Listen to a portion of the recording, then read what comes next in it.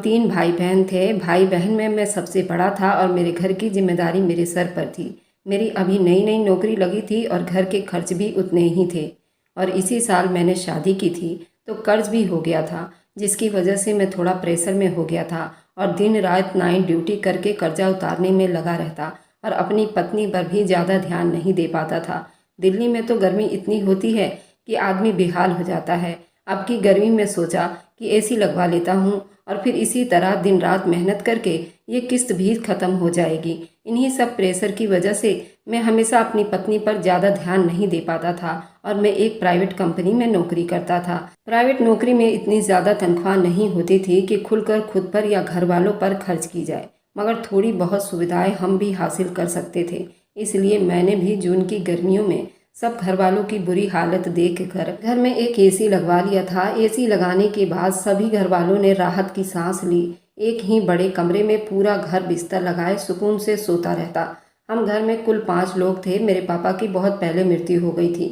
उसके बाद घर में मेरे अलावा मेरे छोटे भाई बहन भी थे। मेरी माँ, मेरी पत्नी शामिल थे। मेरी माँ ने कमरे में कालीन डलवा कर जगह सेट कर दी थी। दिन भर मैं काम पर होता था और जब रात को लौटता तो मेरे बहन भाई और माँ कमरे में मौजूद होते थे और मेरी पत्नी बाहर घर का सारा काम करती रहती थी। कुछ दिन मैंने ये सब कुछ चुप्पी से देखा, मगर फिर मुझे ऐसा महसूस होने लगा जैसे मेरी पत्नी के साथ नाइंसाफ़ी हो रही है। मेरे घर वाले खुद ठंडे कमरे में रहते थे और मेरी पत्नी को बाहर गर्मी में अकेला छोड़ दिया जाता, जबकि वह काफ़ी कम उम्र की लड़की थी। फिर भी बहुत अच्छे से सारा घर का काम काज संभाल लेती थी। मुझे हैरानी होती थी, मैं एक नज़र से देखने वाला आदमी था। इस घर में इतनी नाइंसाफ़ी क्यों हो रही थी। एक दिन मैंने अपनी माँ के सामने अपनी पत्नी को बुलाकर उसे कहा कि तुम दिन भर गर्मी में काम करती रहती हो, जब गर्मी ज़्यादा हो तुम यहाँ एसी वाले कमरे में रहा करो, वरना बीमार पड़ जाओगी। माँ के सामने ये सब बोलने का मेरा ये मकसद था कि उन्हें लज्जित भी ना करूं और सुना भी दूं। मैं सब देख रहा हूं, मुझे अच्छा नहीं लग रहा, मगर तब हैरान रह गया जब मैंने अपनी पत्नी को पूरी बात कह तो दी। जल्दी से मेरी माँ ने भी मेरी पत्नी की कम अकल और जिद पर नाराज होना शुरू कर दिया था और बोली, ये ऐसे ही थोड़ी कम अकल की है। जब एसी चलाकर हम लोग कमरा ठंडा करते हैं तब उठकर सारे घर का काम समेटने लगती है। अजीब इंसान है, उसे गर्मी भी नहीं लगती। ये हमारी बात कहाँ सुनती है, कान बंद करके काम करती रहती है। वैसे मैंने अपनी पत्नी को देखा तो वह चुप से सर झुकाए बैठी थी। उसने मुझे या मेरी माँ को कोई जवाब नहीं दिया था, जबकि वह इतनी कम उम्र की थी कि वह चुप रहने वाली लड़की नहीं थी। वह अच्छा खासा बोलती थी और मुझसे खूब बातें करती थी। वह अक्सर किसी न किसी बात पर बहस भी कर लेती थी। मेरी सास की मृत्यु कुछ साल पहले हुआ था, जिसकी वजह से शादी के बाद से ही मेरी पत्नी मेरी माँ का बहुत ख्याल रखती थी और उन्हें अपनी माँ का दर्जा भी देती थी। मगर आज मेरी पत्नी का यूं चुप रहना मुझे खटक रहा था। मुझे लगा शायद मेरी माँ को बदतमीजी से जवाब देना नहीं चाहती थी, इसलिए उनके बोलने पर वे चुप हैं। मैं इस तरह आराम से अपनी पत्नी को देखकर कहा कि तुम्हारी जिद करने की क्या वजह है? क्या तुम्हें किसी ने कमरे में आने से रोका है, या तुम्हें लगता है कि एसी सिर्फ अपने भाई बहन और माँ के लिए लगवाया है? लगता है कि मेरे सवाल पर वे बौखला कर मुझे देखने लगी। मेरी माँ बिल्कुल चुप सी हो गई थी। जरूर उन्हें मेरा पहला सवाल नागवारा गुजरा था, मगर उन्होंने मुझे कुछ नहीं कहा। मैं अपनी पत्नी की फिक्र में ये बात महसूस नहीं कर पाया था। मेरे सवाल पर मेरी पत्नी मुझसे नज़रें चुराने लगी और उल्टे सीधे बहाने खड़ी करने लगी। मेरे बार बार पूछने पर मेरी माँ ने अचानक ऐसी बात कह दी कि मैं घबरा गया। मेरी पत्नी से बोली कि अगर तुम्हें हम सब के साथ एक कमरे में सोना बुरा लगता है तो हम दूसरे कमरे में चले जाते हैं। अपनी माँ की बात से मैं परेशान हो गया और मेरी पत्नी भी घबराकर उन्हें अपनी सफाई देने लगी। मगर हैरानी की बात ये थी कि वे इतनी परेशान होने के बाद भी कमरे में सोने पर राजी नहीं हुई थी।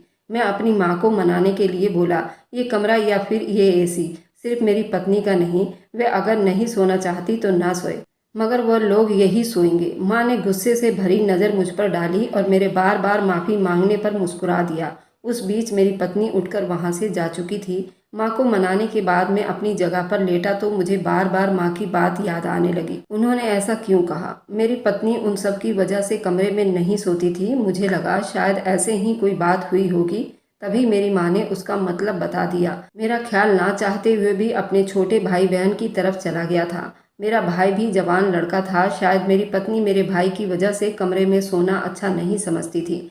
मैं फिक्र में होने लगा। मैं दूसरा एसी ना खरीद सकता था, ना ही इतना ज़्यादा बिल दे सकता था। पत्नी के कमरे में एसी लगवा देता। मैं परेशान सा अपनी पत्नी को रूठा हुआ देखता रह गया था। मुझे ये देखकर हैरानी हुई थी। मेरी पत्नी और मेरे भाई की आपस में काफ़ी दोस्ती थी। उनका हंसी मजाक भी चलता रहता था। मेरा भाई अक्सर मेरी बहन से लड़ झगड़ कर मेरी पत्नी के साथ बातें करता रहता था। मैं उलझ कर रह गया था। आखिर मेरी पत्नी एसी वाले कमरे में सबके साथ क्यों नहीं सोती थी? मैं अक्सर जब किसी ज़रूरी काम के लिए कमरे से बाहर निकलकर गैलरी के तरफ जाता, मुझे अक्सर दूसरे कमरे से अजीब अजीब सी आवाज़ें आती थीं। मैं पहले तो उन आवाज़ों पर गौर नहीं करता था, मगर फिर ऑफिस में बिजी होने की वजह से मैं घर में कम टिकता था और यूं मेरा ध्यान इन बातों से हट गया। एक दिन मैं रात को देर से घर आया और सीधा एसी वाले कमरे में जा पहुंचा। मेरी पत्नी वहां मौजूद नहीं थी और मेरा भाई भी कमरे से गायब था। मैंने कुछ देर कमरे में लेटकर आराम किया, फिर चाय की तेज चाहत होने पर उठ बैठा। मेरी माँ गहरी नींद में थी, इसलिए उन्हें उठाना अच्छा नहीं समझा। मैं कमरे से निकलकर दूसरे कमरे की तरफ बढ़ा था, अपनी पत्नी को चाय के लिए बोल सकूं। तभी मुझे किचन में खटर पटर सी महसूस हुई। शायद मेरी पत्नी अभी भी किचन में काम कर रही थी। मैं किचन की तरफ बढ़ा तो वहां से हल्की हल्की बातों की आवाज़ आने लगी। मैं हैरानी से आगे बढ़कर किचन में जाकर देखा तो सामने का मंजर देखकर मुझे झटका सा लगा था। सामने मेरी पत्नी और मेरा भाई मौजूद थे। मेरी पत्नी मुझे देखकर बुरी तरह घबरा गई और जल्दी से अपनी भीगी आंखें साफ करने लगी। मेरा भाई केतली से गरम गरम चाय निकाल कर कप में डालने लगा, फिर अपना एक कप उठाकर किचन से निकल गया। मेरी पत्नी मुझसे पूछने लगी, अगर मैं चाय पीना चाहता हूँ तो दूसरे कप में ले लूँ। उसकी आवाज़ में भी भारीपन पैदा हो रहा था। मैंने ना में सिर हिला दिया और आगे बढ़कर अपने लिए खुद का चाय बनाने लगा। मेरी पत्नी चुप से एक तरफ सोच में बैठी थी। मैं उससे पूछना चाहता था, वह रात के इस पहर अगर मेरे भाई के साथ किचन में अकेली खड़ी हो सकती है तो फिर एक कमरे में सोने में क्या मुसीबत थी? मगर मैं उससे फिलहाल कोई बात नहीं कर सका था। थका हुआ था और मुझे ऐसा लग रहा था जैसे मेरी पत्नी की तबीयत ठीक नहीं है। उसका चेहरा लाल हो रहा था और आंखें भी सुर्ख लाल और भारी हो रहा था। अगर वह ठीक नहीं थी तो इस टाइम किचन में मेरे भाई के साथ क्यों मौजूद थी? क्या समस्या थी? मगर मैं उस टाइम इतना थका हुआ था कि चाह कर भी उससे कुछ न पूछा और न बात की, और जब चाय बन जाने पर अपने सोचों से निकला तो चौंक गया।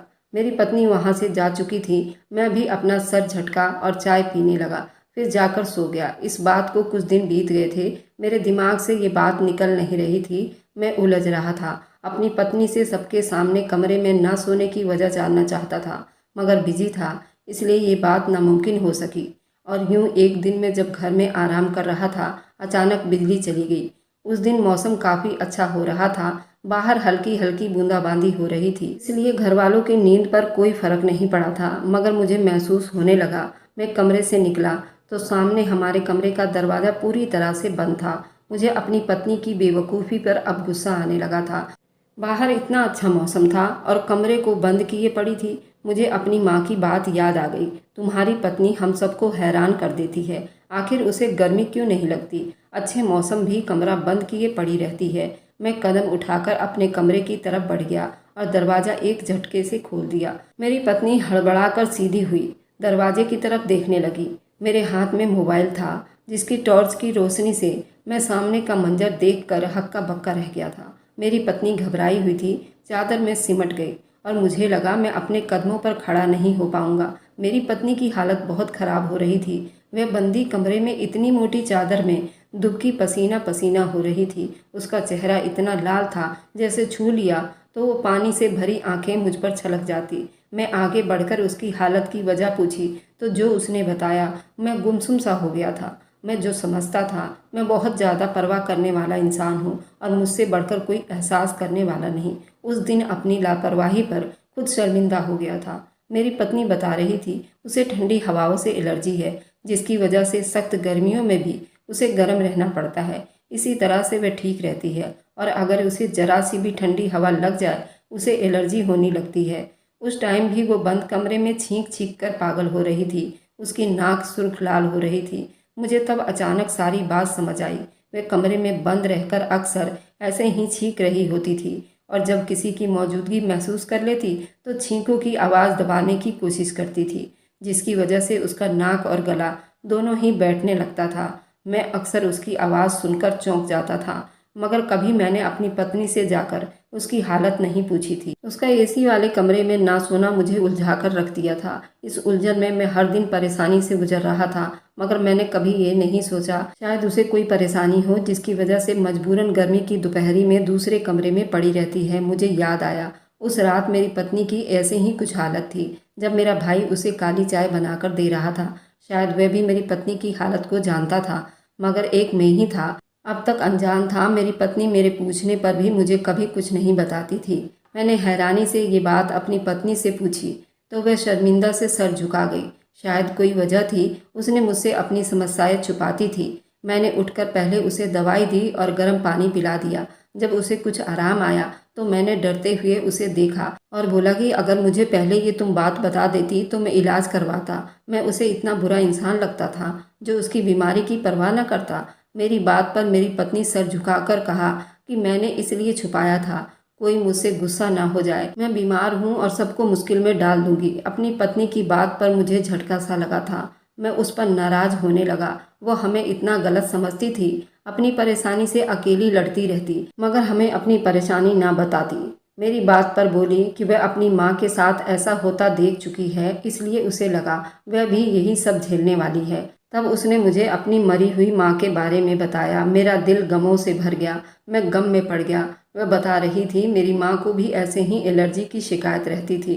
वह सारा दिन घर के काम करती और उनकी तबीयत भी ठीक ना थी और ना ही उनका इलाज करवाया जाता, न ही वो परहेज कर पाती। उल्टा उनका मर्ज बढ़ता चला गया। ससुराल वालों ने उसे बीमार देखकर उसको परेशान करना शुरू कर दिया।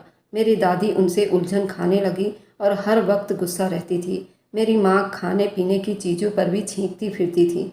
मेरी माँ की मजबूरी थी, वह पानी में भरी आंखें लिए काम करती रहती थी। ससुराल में मौजूद नंदे उनकी सास काम करने को तैयार नहीं थी, मगर मेरी माँ पर काम के लिए सर पर सवार रहती थी। ऐसी बीमारी में भी मेरी माँ को बातें सुनाई जाती थी और कहा जाता अपने मुंह पर कपड़ा बांध कर रखा करो ताकि घर में दूसरों को एलर्जी ना हो और हम तुम्हारी बीमारी का शिकार ना बने। मेरे बाप ने मेरी माँ को सख्ती से अपने मुंह पर कपड़ा लपेट कर रखने की धमकी दी ताकि उसकी छींक खाने पीने की चीज़ों तक ना पहुँचे। हर वक्त चेहरे पर कपड़ा लपेट कर रखने की वजह से मेरी माँ को गर्मी की वजह से मुंह पर दाने भरे रहते थे। शायद वह अपनी बीमारी को लेकर बहुत परेशान रहती थी। मेरे पापा, मेरी दादी, मेरी बुआ मेरी माँ की बीमारी को इग्नोर करके वे घर का सारा काम करवाते थे, साथ में बातें भी सुनाते थे और घर के काम करने के बाद उन्हें किसी के साथ बैठने की इजाज़त नहीं थी। वे अकेली पड़ी रहती और जहाँ वे जाती वे सब वहाँ से उठकर चले जाते और कहते इसकी बीमारी हमें भी लग जाएगी। शादी ब्याह मिलना जुलना होता तब भी मेरी माँ को एक साइड में कर दिया जाता ताकि उसकी वजह से सबका मिजाज खराब ना हो जाए। मेरी माँ की एलर्जी बहुत ज़्यादा होती जा रही थी। छींकते रहने से उनका गला खराब हो गया, उनका खाना पीना मुहाल हो गया था। उन्होंने जब मेरे बाप से अपनी बीमारी का बताया तो इलाज करवाने के लिए कहा तो मेरा बाप गुस्सा होने लगता और लड़ने लग जाता। तुम जैसी बीमार औरत से शादी करके मैं जलील हो गया हूँ और लोगों से तुम मिलने के काबिल भी नहीं हो। मेरी माँ के दाने भरे चेहरे से घिन करके सब अपना मुंह फेर लिया करते थे। घर में किसी को भी कभी नज़ला या जुकाम होता था, उसका इल्ज़ाम मेरी माँ पर धर दिया जाता था, यही सबको बीमार कर रही है। मेरी माँ का जिस्म हर वक्त तपता रहता था और वे चुप चुप कर अपनी सास और नंद की जुकाम वाली दवाई उठाकर खाती ताकि उन्हें आराम आ सके। समस्या बढ़ते बढ़ते उनके दिमाग तक जा पहुंचा। उनका दिमाग कमज़ोर होने लगा और उनकी आंखों की रोशनी भी जाने लगी। ऐसे ही उल्टे सीधे घरेलू दवाई खाने की वजह से उनकी हालत बहुत ज़्यादा नाजुक हो गई। पहले तो उनकी बीमारी को ड्रामा समझकर नज़रअंदाज किया गया क्योंकि उस दिन घर में बड़ी बुआ और उनके ससुराल वाले की दावत थी। मेरी दादी गुस्सा होने लगी कि मेरी माँ काम से बचने के लिए ऐसा कर रही हैं, मगर जब भी मेरी माँ ऐसी हालत में पड़ी रहती तो मेरी माँ की बेइज्जती करते हुए मेरी दादी छोटी बुआ ने मुझे साथ में लेकर खुद मेहमानों के लिए खाना बनाने लगी और साथ साथ मेरी माँ को भी बातें सुनाने लगी। मैं समझदार थी और अपनी माँ की बीमारी को अच्छी तरह समझती थी। मेरा दिल उनकी बीमारी को देखकर खून के आंसू रोता था। मुझे भी अपनी माँ की तरह कभी भी एलर्जी का शिकायत हो जाता था, मगर मुझे हर बार दादी दवाई देकर ठीक कर दिया करती थी और वह दवा खोज खोज कर थक जाती। मगर मुझे कुछ समझ न आता था कि आखिर वे कौन सी दवा देती थी जिसे मेरी दादी मेरा इलाज कर रही थी। मैं वह दवा खिलाकर अपनी माँ का इलाज करना चाहती थी, मगर मैं नाकाम रही। उस दिन मेहमान आए तो पूरा घर मेहमानों के साथ लगा हंसता खेलता रहा। मैं और मेरी माँ के पास बैठी रोती रही क्योंकि मेरी माँ अब बिल्कुल बेहोश हो चुकी थी। मेरे पापा काम से लौटे तो काफ़ी देर हो चुकी थी। मैंने अपने बाप की विनतियाँ करते हुए उनके सामने हाथ जोड़ दिए, मेरी माँ का इलाज करवाइए ताकि वो बच जाए। मेरा बाप मेरी माँ को कोसता हुआ अस्पताल ले गया। फिर घर बैठकर मैं भगवान से प्रार्थना करती रही। मुझे डर लग रहा था मेरी माँ को कुछ ना हो जाए। मेरी दादी मुझे तसल्लियाँ देती रही, मुझसे बोलती रही कि तेरी माँ ने ड्रामा किया है, वह जब आएगी तो बिल्कुल ठीक हो जाएगी। मुझे खाना खाने के लिए राजी कर रही थी मगर मेरे गले से निवाला नहीं उतर रहा था। मैं जानती थी मेरी माँ के बचने का कम चांस है, वह कभी ड्रामा नहीं कर सकती थी, वह तो खुद बीमारी से लड़ रही थी। तब भी आंसू भरी आंखों के साथ काम करती रहती थी और जब मैं अपनी दादी और बुआ पर गुस्सा होने लगती तो मेरी माँ मुस्कुराकर मुझे कहती, ससुराल वाले ऐसे ही होते हैं, सास अगर माँ बन जाए तो फिर उसे सास कौन मानेगा। मेरी माँ के इस बात से मुझे ससुराल के नाम से बहुत डर लगता था। मैं सारा टाइम डरती रहती थी। मेरा डर सच साबित हो गया। मेरा बाप जब वापस लौटा तो उनके साथ एम्बुलेंस में मेरी माँ की लाश थी। वह अपनी एक आम सी एलर्जी से लड़कर मर चुकी थी। मेरी चीखों से पूरा घर गूंज उठा था। मेरी दादी और बुआ पहली बार चुप हो गई थी। मैं तड़प तड़प कर चीख रही थी। मुझे अपनी माँ की मौत से ज़्यादा इस बात का गम था। वह सिर्फ एक बीमारी की वजह से सारी उम्र जलील हो रही थी, उसकी कदर नहीं की गई। वह तब अस्पताल पहुंची जब मर चुकी थी। मेरा बाप सामने आया तो मैंने उनका गिरेबान पकड़ लिया। मैंने चीख चीख कर कहा, वे सारी जिंदगी मेरी माँ को तंग होता देखते रहे, उनकी बीमारी को नाटक समझते रहे मगर कभी इलाज करवाने की कोशिश नहीं की। मैं सवाल कर रही थी कि माँ बहनों का ख्याल रखने वाले मर्द अपनी पत्नियों के लिए ऐसे पत्थर दिल क्यों बन जाते हैं। क्या पत्नी इंसान नहीं होती? तुम लोगों की गुलाम या बेजान गुड़िया होती है जिसे इतने बुरे हाल में देखकर सिर्फ अपना काम निकलवाया जाता है। मैंने घर में आए मेहमानों का लिहाज भी नहीं किया। माँ की ऐसी मौत ने मेरी आवाज़ छीन लिए थे। मेरे सवालों पर घर में आए हुए मेहमान ध्यान देने लगे तो मेरी दादी और बुआ मुझे खींचकर एक कमरे में ले गई और सबसे कहने लगी, माँ की मौत ने मुझे पागल कर दिया है। ये सच था। हाँ, मैं पागल हो चुकी थी। माँ की अर्थी और तेरहवीं के बाद भी मैं हर टाइम ऐसी बातें करती और चीखती चिल्लाती। फिर धीरे धीरे मेरे गम ने मुझे गुमसुम बना दिया था। मैं एक कोने में चुपचाप बैठी रहती थी। मेरी एलर्जी भी अब बढ़ती जा रही थी। मेरे बाप ने मेरा इलाज करवाने की कोशिश की।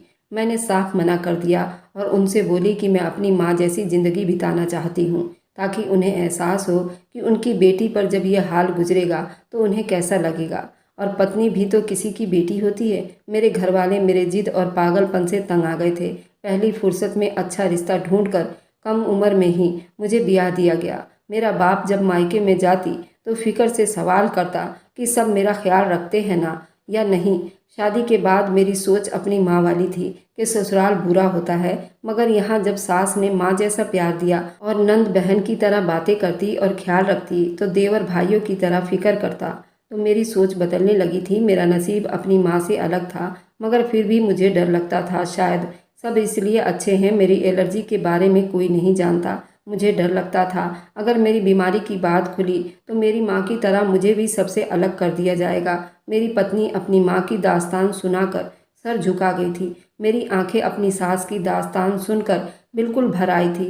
मुझे अपने घर वालों पर फक्र होने लगा था। मेरे भाई को जब मेरी पत्नी की हालत का पता चला तो उसका ख्याल रखने लगा था और दवाई भी लाकर देता था।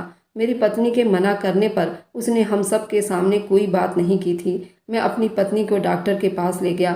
मेरी माँ और बहन को पता चला तो वह भी मेरी पत्नी का ख्याल रखने लगी और पहले से बढ़कर ध्यान देने लगी। ठंडी हवाओं के चलते ही मेरी माँ को पहली फिक्र मेरी पत्नी की होने लगी थी। मुझे खुशी थी कि हम बीमारी को जुर्म नहीं समझते। अपने आसपास ऐसे बहुत से लोग मिलते हैं जो अंदर ही अंदर सहन करने के आदी होते, चाहे रोए हों या तकलीफ में हों, किसी को खबर नहीं होने देते।